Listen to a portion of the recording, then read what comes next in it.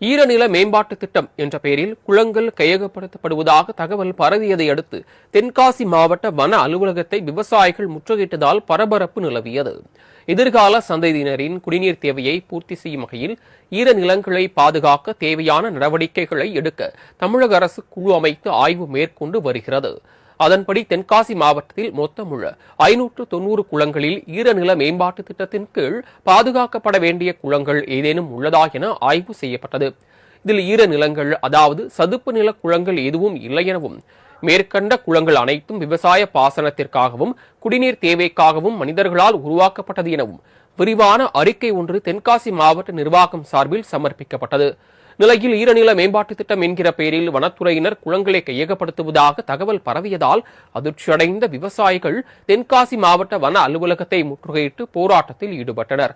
அப்போது தென்காசி மாவட்ட ஈரநிலங்கள் ஏதேனும் கண்டறியப்படவில்லை எனவும், ஆகையால் விவசாயிகள் ஒருபோதும் கவலை கொள்ள வேண்டாம் எனவும் உறுதியளித்தனர்.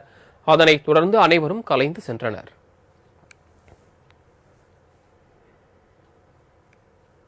திருவள்ளூர்